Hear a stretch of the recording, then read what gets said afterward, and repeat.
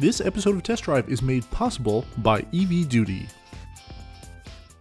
What happens when you take one of the world's most popular compact hatchbacks and add one of 2018's most popular buzzwords to it? Electric. Well, you get this. Our spotlight today is on this 2018 Volkswagen e-Golf. We're going to be showing you everything about this compact hatchback and everything you need to know if you're in the market for a full EV such as this. That's going to include going over all the interior and exterior features, going on a road test, and doing some comprehensive EV testing, seeing how far we can go, our total energy consumption, and if this vehicle is something that you could live with on a daily basis.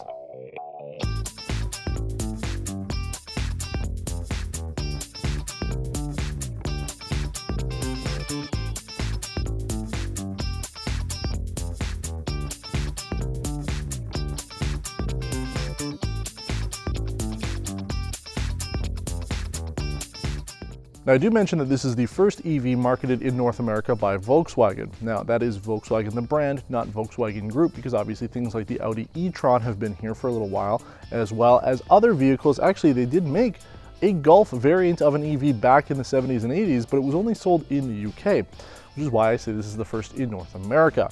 This is based on the 7th generation Volkswagen Golf. It looks very similar. I mean, the front end is really the only difference between something like this and like a GTI. Instead of having the red grille and red accents, it's blue to signify that this is an electric vehicle. And that goes back a little bit to the concept back in 2011 when Volkswagen came out with their E version of this vehicle. They called it the Blue Motion, so it makes sense. They've been using that term for a little while, and the blue kind of blends in. And really, I mean, most of the manufacturers now seem to be using blue to distinguish their regular vehicles from electrics. Now, the front I actually really like. It looks really good. We've had a few comments already. I'm surprised that people have actually stopped us to ask about this car because the front end does look really good. You really can notice it as soon as you see it coming along. Those C-shaped lights at the bottom, first of all, they're really bright, but they really do make the car stand out. And I do like the chrome trim that runs along the bottom of it to almost give it the appearance like that light runs the full length of the front of the vehicle. You do have other LED lighting at the front here, which is great. LED lights is certainly the way to go, especially with an electric vehicle. And I think that the accents with the running lights look really good. Now, this vehicle isn't fully loaded, unfortunately. You can get another package which would add things like radar cruise control, blind spot monitoring, and lane keep assist. So there is more that you could add to this.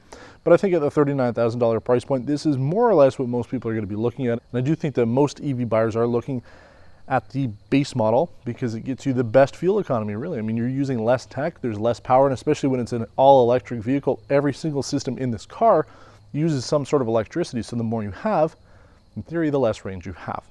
So going around the vehicle, there isn't too much that's different. You don't have power folding mirrors, but you do have keyless entry. The doors up front you can lock or unlock from the touch of your hand. There is no sunroof on it, which I guess is okay. And then as we get around back, we find, again, a very similar back end you would find on the 7th generation Golf. There really is no difference aside for the E in front of the Golf. If you really didn't know that this was an electric car, you probably wouldn't realize. To get into the trunk, you push the Volkswagen badge in. That's also where the camera is. It's hidden there. Helps to keep it clear during bad weather, but then I do notice that you do hear it quite a bit when you're on the inside. It makes a loud noise. Aside from that, though, trunk space is pretty decent, pretty similar to what we've seen on other compact hatchbacks in this segment. Something like the Hyundai Elantra GT is pretty similar. Now let's jump inside and see what this car has to offer on the inside. Now, you might notice with other episodes of Test Drive that I've done where I've gotten into a car and the interior has been all plastic, I haven't been overly thrilled, but that usually happens when I'm expecting more from a car. Now, despite this $39,000 price point, I wasn't expecting this to be a luxurious interior. So I'm quite content with it. It is all plastic. Everything here is hard plastic, and it doesn't matter.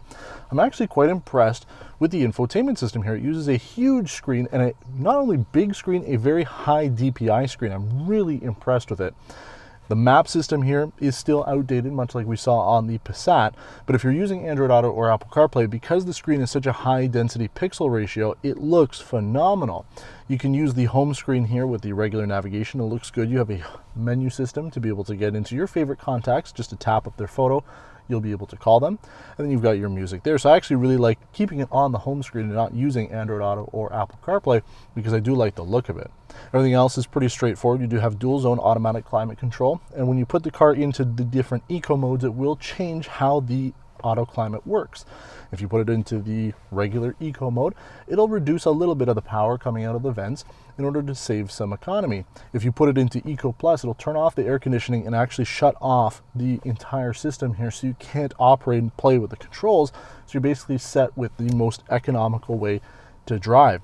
Now it also reduces power to the vehicle, which you'll definitely feel if you're trying to floor it. It'll give you less power, but it really makes sense. I mean, this car is not meant to be quick. It's not meant to be speedy. It's meant to be efficient. And we're going to be talking about that on the road test. Now again, everything else is plastic here, and because this isn't the fully loaded model, we do have a lot of blank buttons here around the shifter, but you do have the parking control mode and your mode, and then the start stop button. Volkswagen seems to like to put it here in the center. I'm not a huge fan of it, but they continue to do it, so it is consistent at least across their other models. Aside from that, you have cup holders that you can hide, an armrest that can at least lift up so you can have a little bit better angle for it. You can get Volkswagen's digital cockpit with the better package on this vehicle, but this has the regular, like 2-inch, 3-inch screen in there. Its color gives you some information such as your speed, your range, things like that, and it will always show you your current range. Currently, we've had it charged up all night. It says 229. Now, I don't know if that's basing it on the fact that the car isn't actually running. We just have accessory power on to be able to show some of the features here. But 229 would be pretty good. We actually did do quite well on our drive back from Montreal, and again, we'll talk about that during our driving segment. I do find that the Volkswagen here has a little bit more space. I'm a little bit more comfortable in it. Headroom is a little bit better.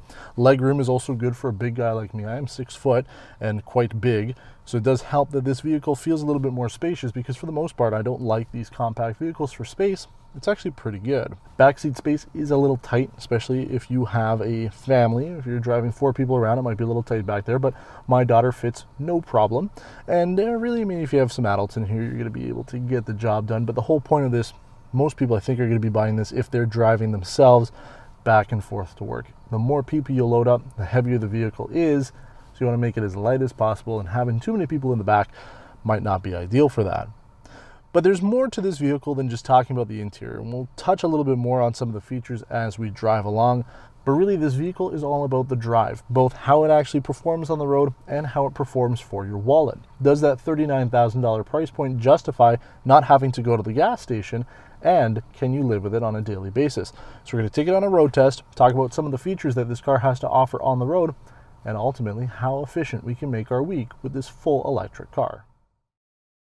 Before we hit the road with the e-Golf, I want to make sure that the car is charged up first. And by doing so, we can talk about our new EV sponsor, EV Duty.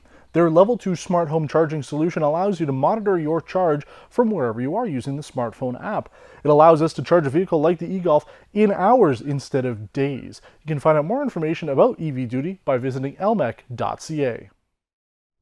Hey, there's an e-Golf right there. What do you know? It must be a good omen to start off our driving segment. Now, speaking of our driving segment, we need to talk a little bit about the motor on this first. Every electric car is rated in kilowatts and kilowatt-hour batteries instead of horsepower and torque. Well, I mean, they still have torque on there, but really, here in Canada, we should be rating vehicles in kilowatts and Newton meters instead of horsepower and torque, because this car has a 100 kilowatt engine or motor, which roughly equates 134 horsepower. I mean, it certainly feels like it's got that kind of power. It doesn't feel overly quick. But one thing that I know a lot of people, especially if you're newer to the car enthusiasm world, maybe you don't quite understand what torque is. It's always hard to explain what torque is, and I've explained it before. It's an age-old explanation that torque and horsepower are quite different. Horsepower is how fast you can hit a wall, and torque is how far through the wall you'll take it. Now, in order to demonstrate this properly, I'm going to put the car into the Recuperation Stage 2. There's 3 stages plus the brake mode. So really there's 4. This is about halfway. So every time I let go of the gas like I am now, it slows down a little bit. But as soon as I floor it, see how I get pushed back into my chair? Just like that. That's torque. That's the whole point of having an electric car, is to get a lot more torque. This has 214 pound-feet of it. For a car that's relatively small, it's actually pretty good. Even a lot of the cars that we feature that are significantly bigger than this with regular petrol engines don't have that much torque. They're not going to be towing anything with this, but it certainly does help if you do like that sensation. So when it comes to the actual drive and handling of this car, you might actually be surprised. Despite the numbers are relatively low in terms of horsepower and torque, it actually does handle pretty well. Maybe not the ride, you still do feel quite a bit of the road, but the handling is actually pretty good. I'm impressed. Since the batteries run along the bottom of the car, there's more weight below it. Considering this is a pretty heavy vehicle at 3,400 pounds, it's not light, but it does have good handling. When you take it into a corner, you can go a lot quicker than you might in other vehicles. Now, you have to keep in mind that the tires on here are not performance tires. They are EV-minded ones, so it's better for your overall range and your economy. Now, obviously, we're not going to be saying fuel economy because this car doesn't take any gas. I don't know if there really is a term out there, but we're going to be using energy economy for our EV coverage here on Test Drive.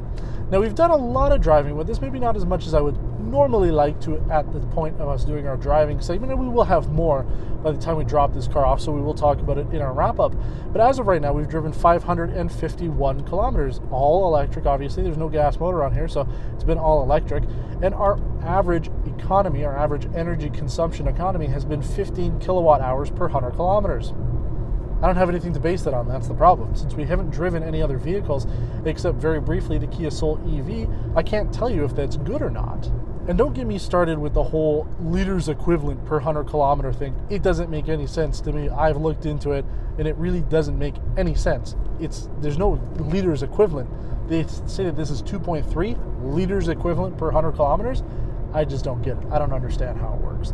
So the point is, we've done 15 kilowatt hours per 100 kilometers, which I guess is pretty good. I mean, we drove this from Montreal, and it was about 117 kilometers roughly from picking up this vehicle to getting back to our studio in Actonville. And we still had about half range left on the vehicle. So overall, it actually does do pretty well. Can you get the 201 out of it that they claim? Probably, and it depends if you put this vehicle into one of the eco modes. Right now we're in normal mode, so when you push the gas down, you have full power. But there is also an eco mode, which we'll put it in now, and it reduces the total amount of power you can do. So you push it down, you don't quite feel as much of it. And then there's also an Eco Plus. It'll actually disable your control over the HVAC systems here, and it'll also, they say, severely reduce the amount of power. So again, oh wow, there's a huge difference there. You still get pushed back a little bit, but you really don't, not as much as putting it into normal mode. You really get pushed back into your seat. So if you do drive this, and really we've been driving it mostly in eco mode, it certainly helps, then you will get better range out of it. And if you really do want to go into the full Eco Plus, maybe if it is a nice day, you're not filming a video, then you can have the windows down, it'll certainly help a lot more. But I really do think that for a second vehicle, much like we talked about when we were doing the Chevrolet Volt, as a second vehicle, this could be good. And because the range is 201, it almost could be your only vehicle. It really depends on where you live and what you do. I was actually really impressed today. We did a filming segment in Brossard. We're doing this at the same time that we're filming the Kia Soul EV Showdown with this. So we're doing two electric vehicles at the same time. So we drove to Brossard. It's about 100 kilometers almost from our studio to there. And we did it in about half a tank. And yeah, I thought, okay, we're gonna have to fill it up because we're right around the halfway mark. Almost. We drive a little bit quicker than we did coming back from Montreal the first day, so we used a little bit more energy than we should have, but I was able to plug it in at a 480 volt charging station, and it charged it up in 38 minutes, completely full. I mean, we left it there for a little longer than we should have, but you can get a lot of range, especially if you're using the fast chargers, the level 3 charging stations. And there's more of them out there than you might think. They're not as plentiful as the 240 volt ones, but still, I mean, if you think about it, it actually works out pretty well. And at first, maybe I just wasn't paying attention, but when I first did the Kia Optima plug-in hybrid, I thought, geez, $10 an hour to be able to use the fast charger. I mean, that's expensive. Now, you can only use it with the EVs. But then I realized you're not going to actually use even an hour's worth of charge out of it. The fact that we got 19.9 kilowatt hours out of that charge is pretty phenomenal. So you do get a lot of charge out of it, and you don't really spend a whole lot. So you could do this at least as a daily commuter. You cannot do this for long distance, no matter how much you try. The problem with this vehicle is it uses air-cooled batteries. They're not liquid-cooled. I believe in Europe they're using liquid-cooled ones, but they want to make it a little bit more cost-effective when importing it here to North America. So these are air-cooled. They won't allow you to do 2 consecutive fast chargings with this vehicle. So you plug it into a fast charger. Let's say you have very little range left, so you leave it in for an hour. You get your 100% charge. You drive off. 200 kilometers later, you need to charge it up again. You'll use another fast charger, you can drive another 200 kilometers, but then you have to use a regular 240 volt outlet. So you could, in theory, go on a 600 kilometer road trip with this and then charge it overnight at a regular outlet and then continue on the next day. So as a long distance commuter, definitely, probably not. But for a daily driver, if your commute is 100 to 150 kilometers, which is a lot. I mean, you know, from our area, I don't think a lot of people are necessarily driving in from our area into downtown Montreal, but if you are and you have a level 2 charger at the office, why not? I mean, it's a practical little car. What more could you want? That's why I said in the beginning of this video, this is already a very popular car. The MarkVII Golf is a very popular vehicle. You add on the fact that you've got a full electric range onto it, it's going to sell, and that's why they have a 12 to 18 month back order on these, because so many people want them, and it makes sense. Now, I do enjoy driving it. I do like the look of it. I do really like all of it, and I think it is going to be tough on our wrap-up segment to talk about our likes and dislikes, because I don't know what I really dislike about this car. It does everything it's supposed to, and it does it well. So good on you, Volkswagen. I'm impressed. 201 kilometers is enough for a daily commuter. Charge it up at work when you arrive, charge it when you get home at night, and voila, you have yourself a gas-free daily driver that not only looks good, handles well, it does everything you'd expect a car to do. This is the first modern Volkswagen that I'd actually buy, and that is saying quite a lot.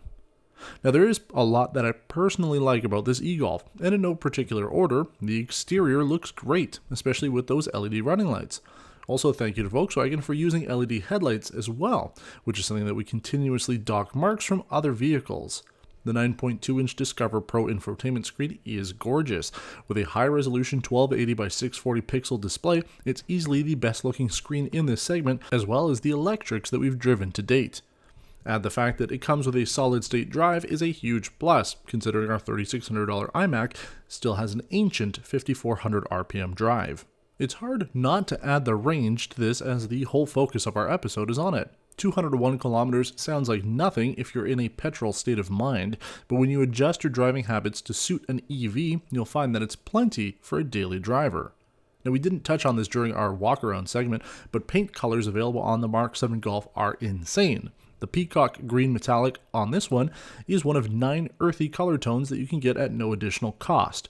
Oryx White Pearl will set you back $450, but the 30 different options of blues, greens, reds, yellows, and purples for an extra $2,995 means you could likely be the only Cliff Green or Bordeaux Red e-Golf in your entire country. Finally, the drive and handling of the e-Golf helps to set it apart. At no time did we feel this vehicle was underpowered for its size, nor did we have any issues chucking it into the corners in our area. This car handles great, performs well, and left me with a serious, lasting impression. So much so that our list of dislikes is once again nitpicking. There really is no major fault with this car. Availability is the biggest problem though, and with limited numbers being sent to Canada, a 12 to 18 month waiting list is hampering sales. As of writing this, there are 11 for sale in Canada on autotrader.ca, 9 of which are located here in Quebec. A 2015 e-Golf with 62,000 kilometers is listed for sale at $33,000 and won't come with that gorgeous screen. For comparison, a 2016 Golf R with similar mileage can be had for a little bit less, though you'll be spending a lot more on gas than you would for electricity. Aside from that, we'd like to see a sunroof as an option, as the small design and interior space can feel dark with the black headliner, and the backup camera's resolution was quite low considering how nice the infotainment screen was. We could also hear the mechanism deploying the camera each time we put the car in reverse, and it did experience some issues with not activating during 3-point turns. And the last thing doesn't really actually make our dislike list, but it is something to be aware of. The heated windshield has heated elements that run throughout the entire length of it, which you can see once you notice it. It isn't a huge issue, but something that you might not be aware of when you're going on a test drive or looking to buy this car is there is a bit of a visibility difference with this vehicle because of its heated windshield. And if those are our only complaints, which they are, then you really can't go wrong with the e-Golf, assuming you can get your hands on one in the first place. Thanks for watching this episode of Test Drive Spotlight on the 2018 Volkswagen e-Golf. As always, if you have any questions about this episode or car, you can leave a comment below and we'll do our best to answer it. We publish new episodes of Test Drive every Monday at 7 a.m. Eastern Time, so make sure you're subscribed to get the latest video as soon as they're available. Until next time, take care.